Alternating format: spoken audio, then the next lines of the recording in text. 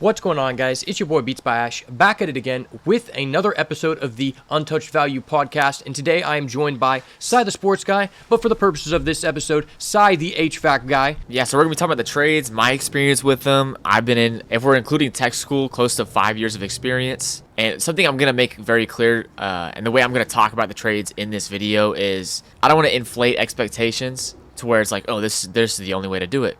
I'm also not going to try to scare people away. I'm going to give people the complete rundown, the pros, cons, and then from this information you can kind of take with it what you will. If it's something you're interested in doing, or if it's something you need more questions about, just drop them in the comments. But yeah, let's do this. A lot of people nowadays have this conception about the trades, about labor-intensive jobs. The reality is those are the backbone of our country, and not enough people shed the amount of light that should be shed on those people for their services. Without those kinds of people running our towns, running our cities, we would not be at this economic level that we are today in the USA. And that's something very important to think about, because a lot of people will shy away from this kind of work just because of the way that other people commonly interpret it, right? Right. The world in general is super competitive. If there is a job market that you're trying to breach into and become really good at, have high earning potential, there's going to be a lot of work either way. So keep that in mind while you're listening to this. If you're maybe a younger guy looking to get into the trades, or if you're maybe older and you're looking for a career switch, the economy can't support a bunch of people that want to sit down and make money on the internet. This is one of those jobs that are in high demand, and it's in 10 years it's going to be in a much higher demand. And look, there's a lot of people I know that got into this when they were younger, either because their dad owned a company or a family friend owned a company, and they just kind of worked a few summers until they got into something they wanted to do long term. 100%. Going forward in this society, you really have to think about what jobs are going to be here 10 years from now with how fast AI and how fast technology is advancing. Just like he said, this is a career choice that you should feel comfortable about not being replaced, because at the end of the day, they can come out with as many tools as they will to make these jobs easier and more efficient, but you're always going to need people who will be able to operate those and interpret the information, and that's not going away anytime soon. Yep, that's true. Something that I've always been told by, especially older fellows, they always say, you're always going to have a job. You're always going to be in demand. And the more you know, you become irreplaceable. You're going to have more leverage just with what you're going to be doing, whether you want to start your own company or you're going to be a lot more valuable to people, helping them build their companies. I guess I'll just start with how I kind of got started with it. So in our high school in 9th and 10th grade, we'd get these pamphlets for Tulsa Tech, which is it's a vocational tech school, I guess is what they call it in more places around America. But you can take Tulsa Tech. Some of the programs are 1 year, some are 2 years, and you can basically get into it, and half of your day will be at school. I think 3 hours it is, so you'll have 3 classes at school, and then basically the last 3 hours you'll spend at tech. And I think they use 2 electives for that spot, and then one of your science classes is how they work around it. So we got these pamphlets out, and I'm just going through it because I'm 15, 16 years old. I have no clue what I want to do with my life. I'm still, like how a lot of kids are late in their high school career. They still have no clue, which I think is perfectly normal. It's just a part of growing up. And I'm looking through it. There's a bunch of stuff that I would say interested me, but I remember we used to have an HVAC guy that would come work on my mom's system, and he actually replaced it, I want to say 12 or 13 years ago. His name was Steve Westerman with Action Heat and Air here in Collinsville, Oklahoma. And I just always thought his job was cool because he would just pull up in this big work truck, and it just kind of seemed like his job was a lot of going around and fixing people's stuff, talking to people. It just looked like a job where you don't have to sit in an office or be in the same building with staring at the same 4 walls every day. So the scenery change, I think, was the biggest, okay, that's pretty cool, that type of deal. So I looked at it, and then as soon as I got the chance to apply in 10th grade, before my junior year, I applied for it. I got accepted. I went to this little, I wouldn't say a seminar, but it was a introduction to the tech class. I went with my friend Logan, went in there, got to look at some of the equipment, the whole lab, and I was like, hey, this is pretty dope. So yeah, and then summer passed by. I got all my stuff ready for school that year. I'll be honest with you. My first year in tech, I thought was a blast. The expectations on a first year, especially if you're in high school, aren't that heavy. And in the back of your mind, you still know that you're in school for another year or two. So you're not really stressed about anything yet. And I think when you're not stressing and you're having fun, it's going to be a lot easier to learn. That's why I think first year was so fun for me. And I excelled my first year. I was one of the top 3 kids in the class. Anytime we'd have like these competitive Quizlets, like I would always just dominate because I was really good at the book stuff. And getting into tech, getting into the trade in general, I was not a good like tools person. I'm not like super mechanically, inclined. So I would say this trade is responsible for me even knowing how to use tools in general. And you got to think about the opportunity cost when you don't know what you want to do. Like he said, that's very common in high school. If you wanted to go to college, you got to weigh the opportunity cost of knowing that you're going to acquire a lot of debt in order to potentially acquire this degree. Whereas, like you said, if there's an opportunity in your school system to go to tech, there's very little risk to reward ratio there in terms of if you decide you don't want to pursue a career after high school, well, if you already went through the classes, you didn't have to pay from them. I'm assuming you didn't have to pay like money to go to that. But if you wanted to do that after school, you do have to pay to go through those trade classes. And so at the end of the day, there's very little risk associated with you wanting to get into that and just see if it's right for you, right? Yep. So I think when I was in high school, the price of the adult admission, if you wanted to get into tech school, was like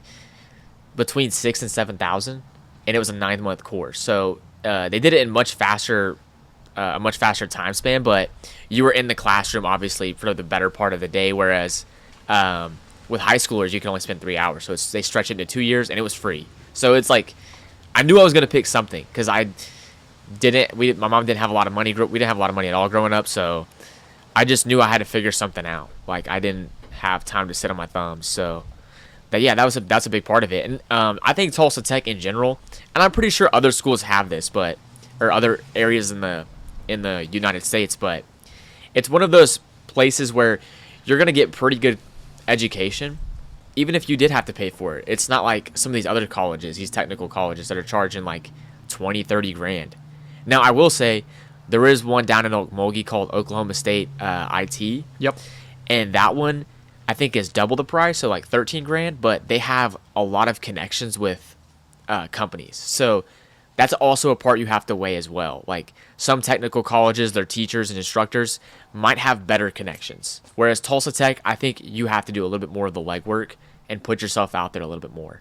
But same education, really, it's all kind of up to you, which I think is a good deal. There's not like a good old boy system where you're kind of just hoping you get in with somebody. You just got to build your own name up, really. That's kind of how it goes. For sure. And with the wide array of options to get into that, it's important, like you said, to weigh the different benefits that each institution provides. Because I know, for example, that if you go to the Tulsa Welding School, that you have a lifetime access to come back to the school and weld with unlimited amounts of metal as you want to. Whereas that costs a lot of money for you to go back and practice, like creating certain things, because you have to pay for all of the stuff you're working on and stuff, And that's just one benefit that I know of provided by that specific institution. And so you want to make sure that you understand what benefits are provided by each of those. Yeah, 100%. So, and I actually, talking about connections, so my first job was in between the summer. It was the summer between my junior and senior year. So we had this company come through. It was Banker Heat and Air. It was just Jerry and his 2 guys. So real small mom and pop guy out 30 minutes from where I live. Was looking for a helper for the summer, mainly because heating and air is more of a, especially residential, is more of a seasonal type of job.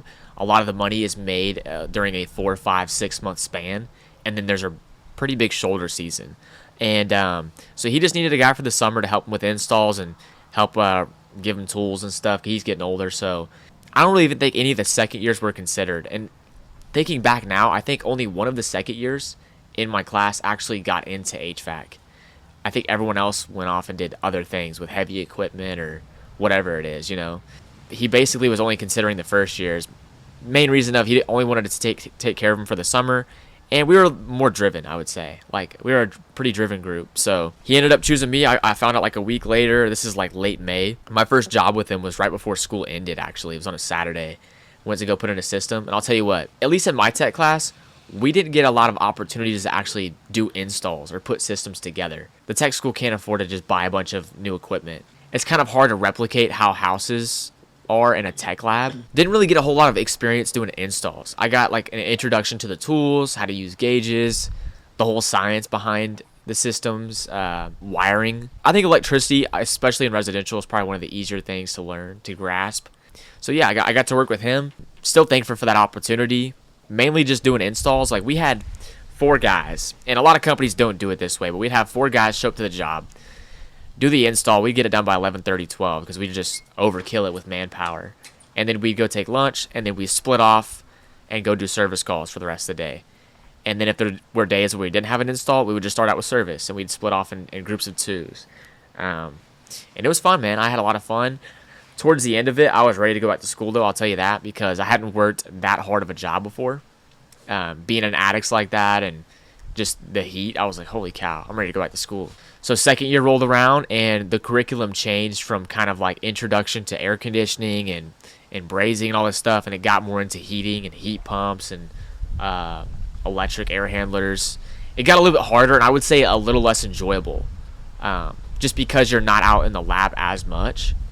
A lot of it's just book work, and then what you do out in the lab is kind of just recording numbers and basically passing quizzes. So yeah, that's kind of how tech school went. Coming out of tech school, I didn't get into HVAC. Actually, I wasn't really doing the right thing. Just didn't have my head on straight. After a few months, I got a job at a local sod farm close to my house. I didn't have a working vehicle at the time, so I got a job there for I think like $12.50 an hour, $12 an hour, something like that. Worked there for about 3 or 4 months, and then I was getting a haircut one day from Jamie, my friend's cousin. And her husband, Jamie's husband, was an electrical subcontractor, and he did like travel work. Whenever there were storms or big projects that needed to be done out on the road, his company would set up a bid for it, and then he'd just get some guys out there and they'd do whatever needed to be done.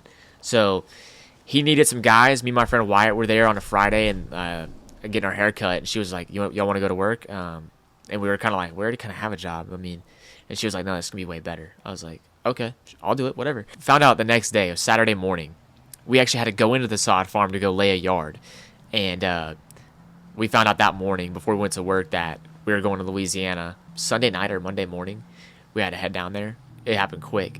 So that Monday morning, I think it was like around 4 in the morning, me and Wyatt loaded up. Took the 12-hour, between 8 and 12 hour drive from Tulsa, Oklahoma to Lake Charles, Louisiana. We ended up getting there. Bro, I don't know how to explain this, because I had never been through this kind of culture shock before.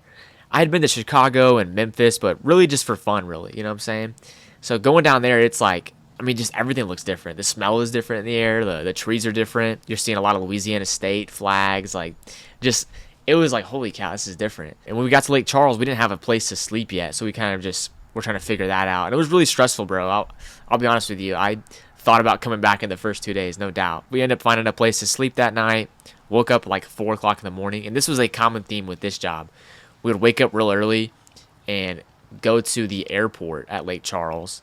We'd all group up together, everybody that was working down there. And then we'd drive an hour down into Cameron, where it was the place that was hardest hit by Hurricane Laura. I remember we got there and the Red Cross was setting up like breakfast and whatnot. They kind of took care of us meal-wise while we were there. I remember eating breakfast, and then I just started getting super nervous and sick to my stomach. And I went into this porta potty, and I really didn't have to throw up that bad. I just went in there just in case.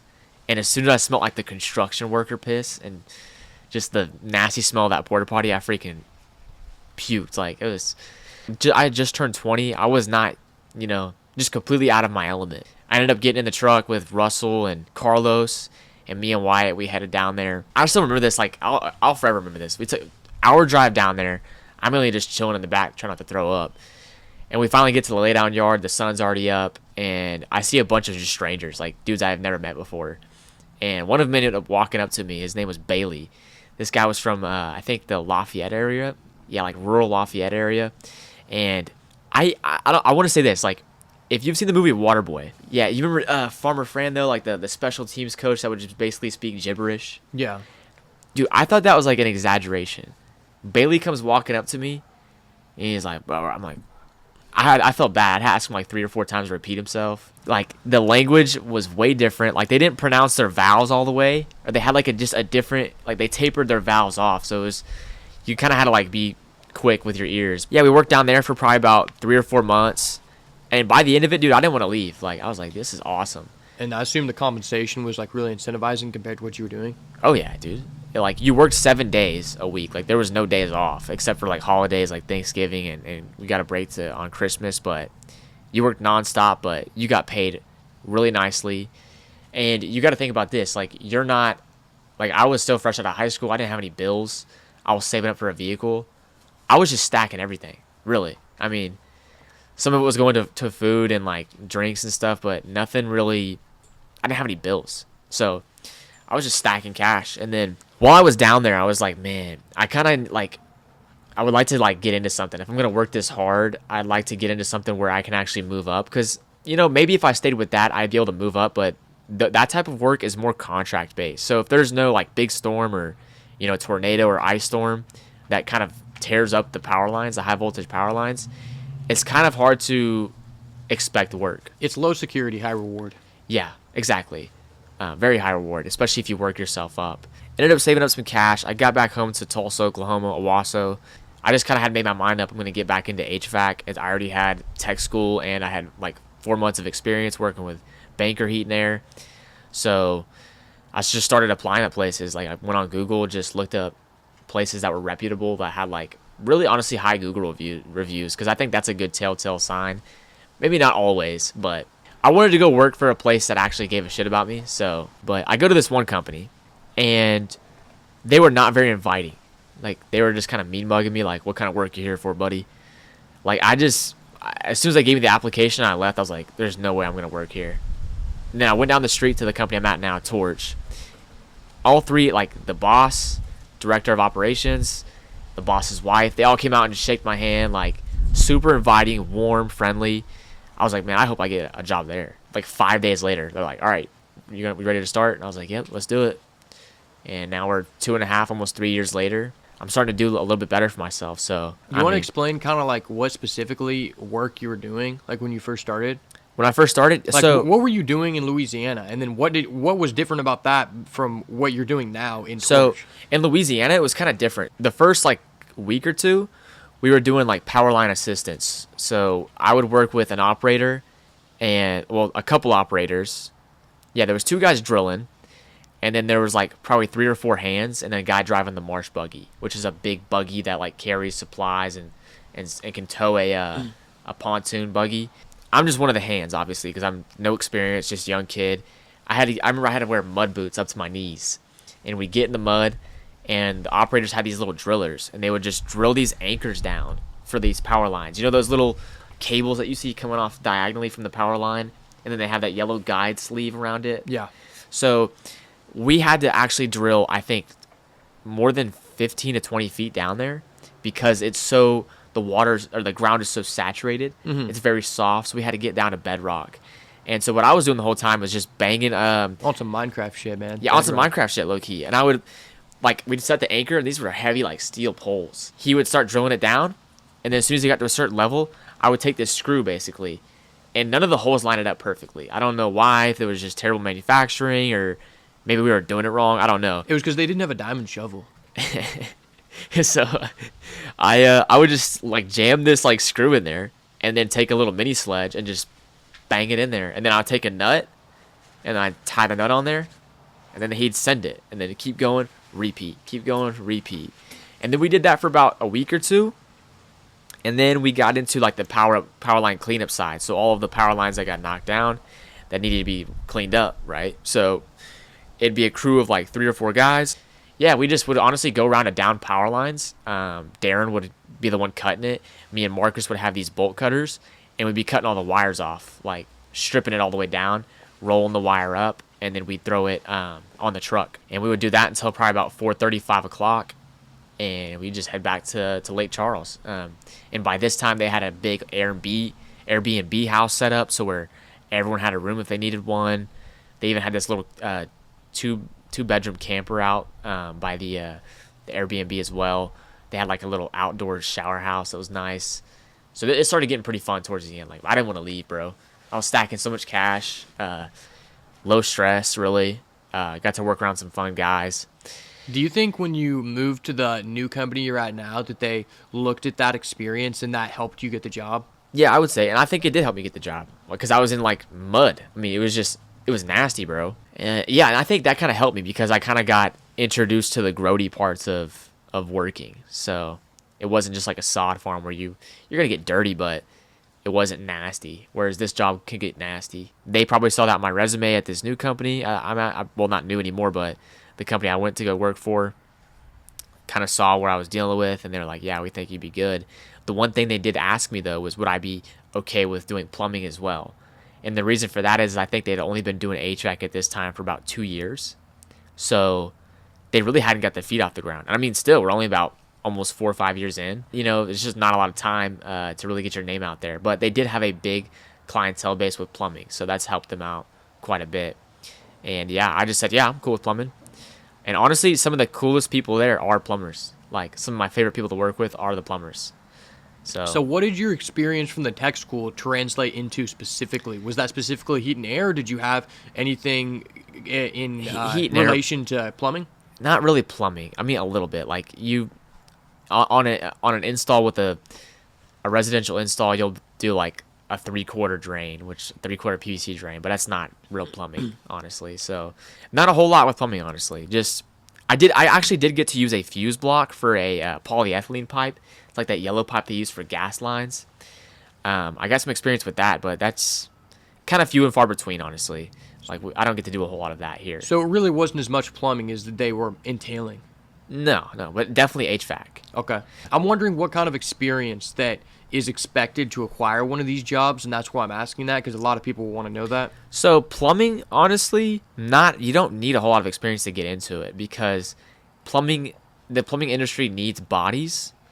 So, for example, if you start at the company I'm working at, it might not be as much like actual plumbing for you, at least for the first few months, 6 months, maybe even up to a year, but you'll be still getting to work around, good guys and at least watching them do it. You'll be a lot more digging and backfilling and concrete for those slab jobs and drain jobs.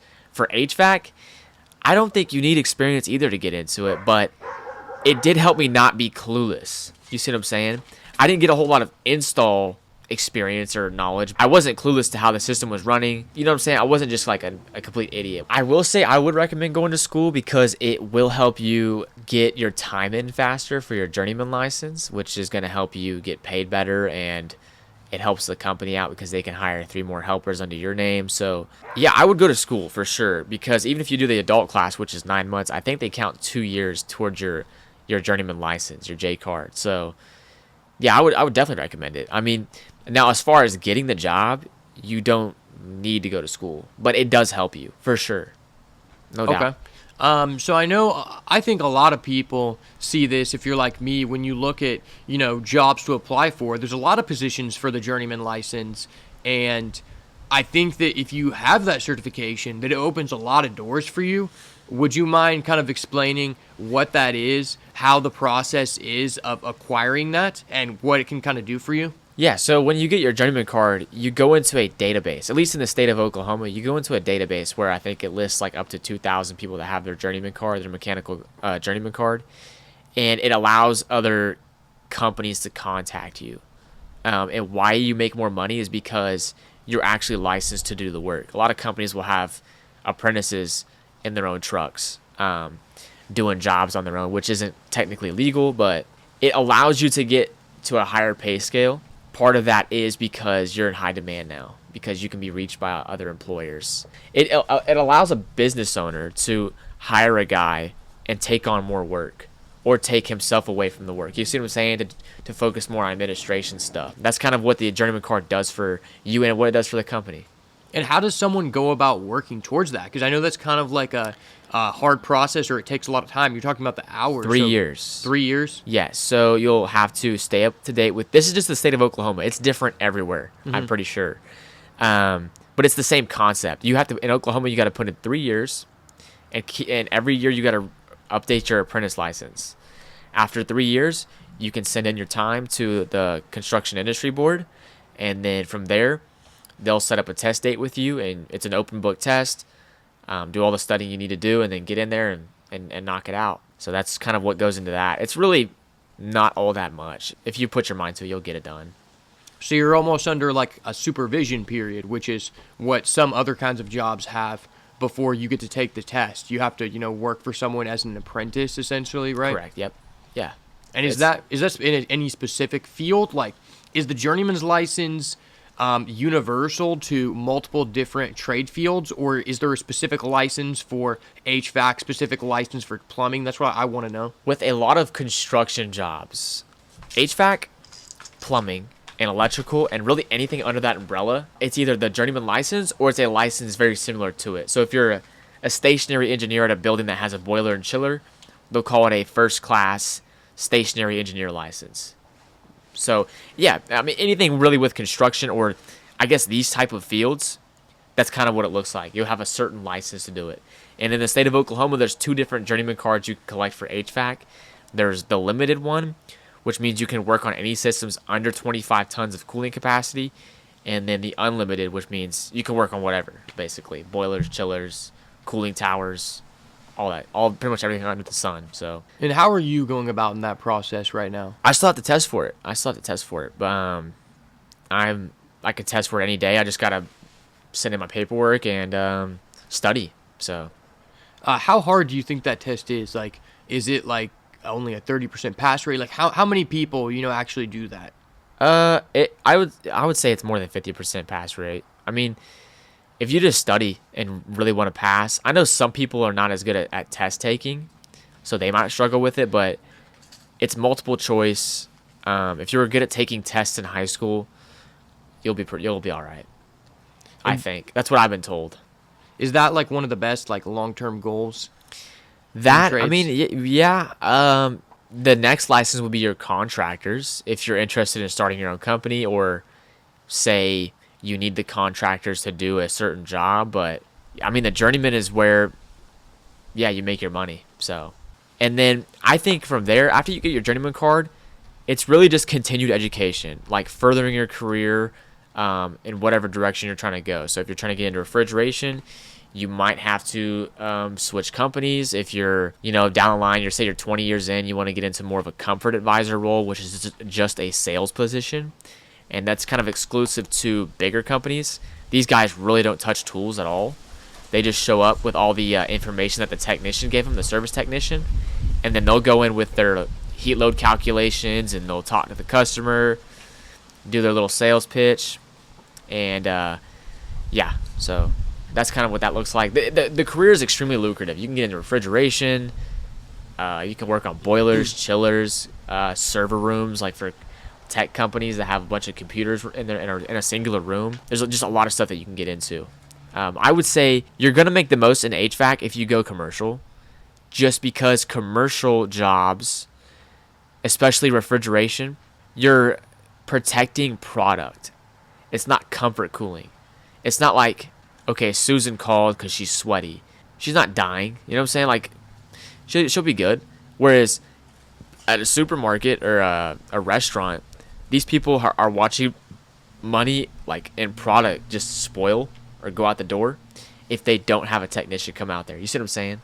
So that's why commercial, I think, has bigger earning potential, and they do bigger projects where the jobs are just going to pay more just because of what they are. Now, if you're certified with a journeyman's in Oklahoma, does that mean that if you want to accept a contract job in another state, that you need to be certified in that state as well? Or what is the implications of that?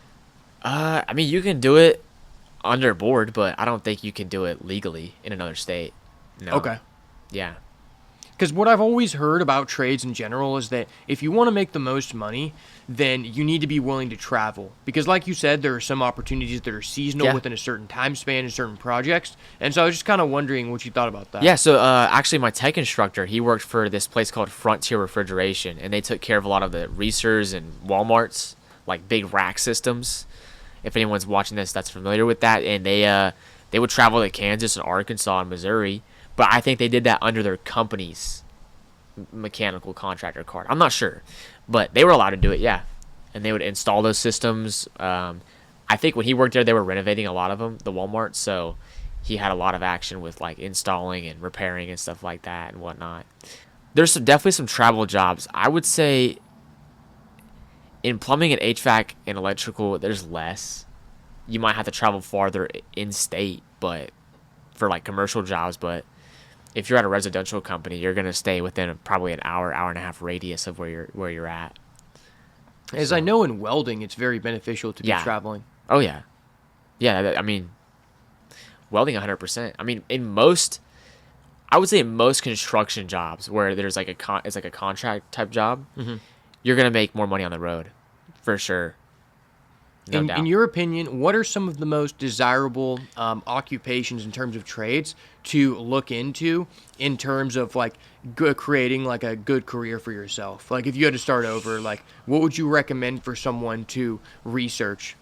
If I were to do it again, I'll be honest with you, I don't know that I would have picked HVAC for sure. I might have got into something a little bit different. I might have picked something that was more like engineering wise. You know what I'm saying? Where it's more. What are like the top positions that you think are worth looking into for someone who is figuring things out? Well, it depends what you're looking for. If you're looking for earning potential, get into commercial. Like get in with a company that does a lot of commercial work, or go union. Johnson Controls, I think, is pretty reputable. They're worldwide, I'm pretty sure, and they do control systems. I'm not even entirely sure what all the stuff they do. I do know they do a lot of big stuff like control boards and control systems and stuff. Honestly, if you talk to 8 out of 10 HVAC guys in the country just from random spots, they'll all tell you go union because you just get paid a lot better than you do with private companies. And the benefits? Benefits are insane. Yeah, they're really good. So that's why everyone says that. And I'll just put it this way: most private companies it's residential work. And when you get into doing it, like when I got into residential heating and air, it's a lot of installs. People hate doing installs. Like they are taxing. You're in attics. Sometimes you got to crawl in crawl spaces to run a new wire. Like it's very physically demanding, and it's nonstop. Like if you're an installer, you're an installer for 4 or 5 months. It can suck sometimes, man. I will say if there's for example, my first job, with Baker Heat and Air, where we would split off afternoon. That was honestly fun because yeah, it could suck doing installs every day, but you actually got to mix it up with more service. Like I was learning a lot really fast, really fast. So that's something that I would think a lot of people just want to get out of installs or residential in general because they don't want to deal with customers or they don't like doing the install part of the work. I would say for a lot of guys, they just don't want to deal with customers in general. They don't want to learn like sales processes or that type of deal, which if you're going to stay in residential, what you're going to want to work up towards and the longevity that you're going to have in the company or in residential in general is going to be your ability to learn service and sales, where it's less taxing on the body, especially. And then with sales, if you can become really good at sales, the sky's the limit. It's not going to be worth it for the company for them to put you on an install if you can go out and sell more installs and present a good face for the company that a lot of people are getting to see for the first time. For sure, and that's also just a good thing to show to like new employers that you might encounter potentially, thinking about switching companies, because the average person who wants to move up in America switches companies about, every 3 years. Yep. And if you can show them that you have like high sales numbers at another reputable business, now you probably wouldn't put it on your paper resume, but when you get into the interviewer, just explaining them like your experience level and what you've done, that's a good thing to show. So check this out. Like I told you, Torch is now only 4, almost 5 years into the HVAC part of their business. I am the only person that's actually been predominantly trained there. Everyone else has been imported from another company. So that kind of tells you, it kind of just goes to show like that's a big part of the industry is people have to switch companies to get what they want. Torch has been really good to me. They've been committed to me, so I want to say I've been good for them as well. So yeah, it's a normal part of it, dude. And a lot of it isn't even money all the time. It could be just a setting change, scenery change. Maybe you have different responsibilities at said company, but the pay is similar. Maybe you want to spend more time with your kids and you need to get into a different role. And some people, like, especially once you get older in age, they just get out of the field in general because their body can't take it anymore.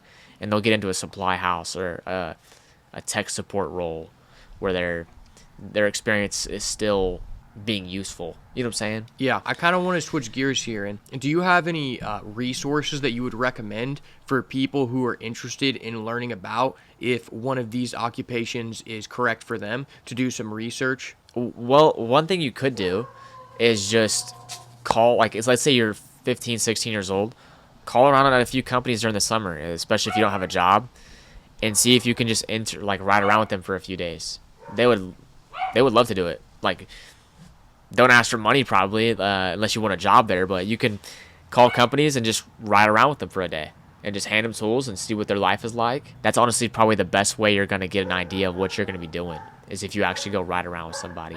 So call an electrical company, call a plumbing company, call an HVAC company, and go spend 3 or 4 days riding around with each of them and see what you like the most. Yeah, and it's kind of nice in terms of trades.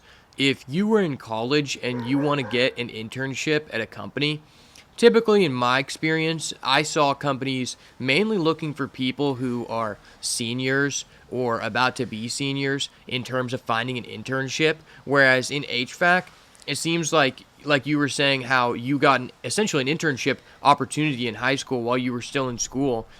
There's a lot of potential for you to get a taste of what this is like before you have delved deep into it, whereas like you're not going to get an internship if you're a freshman or a sophomore. Like, that's just not going to be possible, and at that point you may decide that it's no longer for you because you didn't understand what it was about before you got too deep into it, right? Yeah, that's just a big part. Like I went back to earlier when I was talking about the handbook that they handed out. I wasn't sure what I wanted to do. And that's going to be normal, I think. I mean, you hear the term midlife crisis. People are like 40 years old, and they're like, man, this sucks. They hate what they're doing. But, yeah, that's part of it. You get a better idea of what you're getting into a lot quicker than if you're going to college. So that's one of the perks as well. And it's paid training for the most part. Like, I didn't spend $1 going to tech school. I mean, you could call it an internship, but I was getting paid for it. $11 an hour. I mean, you get paid for internships as well, man. Oh, you do? Yeah, there's a lot of internships you can get paid for in college that are going to be more than most people's salaries. Holy shit. That's crazy. And then I'll get into the bad as well. Let's get into the bad. So I kind of already talked installs. So the good. Let's just break down the good. The good is there's a lot of scenery change. There's scalability, and it's lucrative. You can get into different areas of the field. You don't have to be doing this one thing and only this one thing. You get to meet a lot of people. You get to work with your hands. Those are like the pros. The cons are your body can't do it forever, especially if you're doing residential installs, or your body's going to get taxed over the years. So you have to have a strategy and a game plan on how to get out of doing those type of jobs. Whether what I mentioned earlier, people going to supply houses or getting a comfort advisor job where they had a lot of sales training while they were still a tech, and now they're a comfort advisor, so they have the experience to tell a customer about the system, and they can also sell it as well. So that's one of the cons. Another con is a lot of companies do on-call. I would say most of them. Your turn's going to come up, whatever it is, once a month, once every 2 months, and you're going to have to basically put everything you have for that week aside, and if the phone rings, you got to go take the call. So there's that. The weather for HVAC in general is never ideal because you're either working when it's really cold and people want to be warm, or it's really hot and people want to be cold. So that's another con, I would say. And this is a con that I think you could stretch into any job in general. The people matter. You've got to be around good people, and that's a key. And I think at a lot of places, some guys aren't going to fit in, especially in Oklahoma or like southern states where it's a lot of good old boys, just old country guys, Southern Americans and whatnot, where you might have a different background. But I think that's been much easier for me to navigate just because I'm very good at talking to people and making friends. So that could be a con for some people, though. Would you say it's important to be able to embrace problem solving, because there's going to be things that go wrong, and if you're not the kind of person who is willing to shift gears and figure out how to answer something that's unexpected, that it's not going to go well for you? Well, that's where you actually have to start your job. I mean, that's where the work is problem solving. Installs, I think there's a little bit less problem solving. Sometimes you can find yourself in a pickle, especially if the salesman who sold the job didn't point something out. But for the most part, that's where it gets fun, for me at least. Like, you get to use your brain, solve problems, and it feels good when you find it. It's like, dude, I just fixed this unit. So that's where it's fun, man. Like, the problem solving, I think, is what makes the job fun. That and the scenery change. Another con could be it can get very stressful if it's middle of the summer and you're just running around with your head cut off. You just have to be able to handle stress very well, especially as you grow into your adulthood and you got stuff to take care of and bills and things outside of work. Guys get really stressed because they've got kids and they can't spend time with them. I mean, but I think that's it's a similar con with other jobs too. But with this one, it can get pretty bad. So those are kind of the cons. I mean, I'm just gonna shoot you guys straight. I don't want to scare anyone away. I don't want to like I said in the beginning of the video, I don't want to give people a bloated expectation of what the field is. I just want to give you guys the best example I can with my experience. So for me, I think going forward, especially after I get licensed, I'm going to be doing a lot of sales training.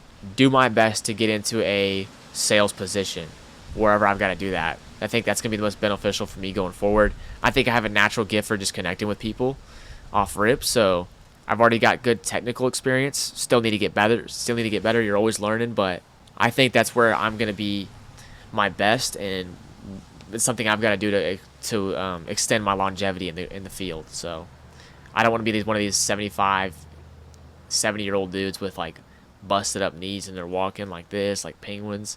I don't want that. So you just got to be smart about it. You know, like my tech instructor, his wife would always tell him, like, you got to figure something out. Like, you can't do this forever. She would always remind him. And he ended up becoming a tech instructor and got his degree and whatnot in teaching. So yeah, always have an exit plan.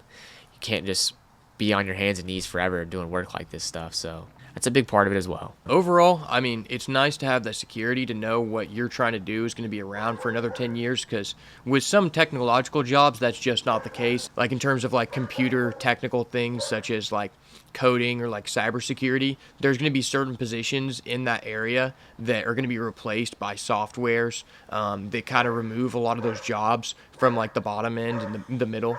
You're always going to have job security, and it's growing by the year. I mean, I think less people are getting into the trades in general, and a lot of the older guys are retiring, you know, and people are making career switches or whatnot. But yeah, the trade is growing. Trades are growing in general at an exponential rate. And I think at the least, you know, if you're not sure what you want to do and you're around my age, you're kind of in my situation, I think it's worth a try.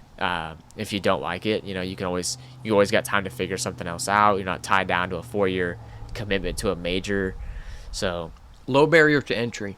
And you can take these skills wherever you want to. Like if you need to move to a different location, to a different state, there will be always these kinds of jobs available. Whereas if you have like something that's tied to a specific location, like let's say you have like an oil job, well, not every state is going to have opportunities for oil, you know, things like that where your experience doesn't directly translate. You could move to any state and do some form of residential, and you would always have a place with that experience, right? Yeah, I mean, the guy that started the HVAC up here, he moved from Atlanta, Georgia. One of those guys I was telling you about that had kind of like moved around quite a bit, a few companies to get where he needed to be, and now he's in a position where, like I was mentioning earlier, he's in like a sales position exclusively. He does a lot of the big money sales for us. So yeah, he was smart when he decided to get into that for sure, because I think he's in his early to mid 40s. And he's for the most part not beating his body up like everyone else. So. Well, I think this was a very productive conversation. If you guys have any questions, make sure to drop them down below in the comments, and we'll do the best to answer those as quickly as possible. And let us know what you guys want to see next. Obviously, CyTheSportsGuy wears many different hats, and that's always something good to take advantage of. If you enjoyed the podcast, make sure to smash the like button, turn post notifications on, and subscribe to the channel so you never miss another banger. And also go subscribe to his channel. Link will be in the description. As always, if it's not the goo, it's got to go. Peace. Peace.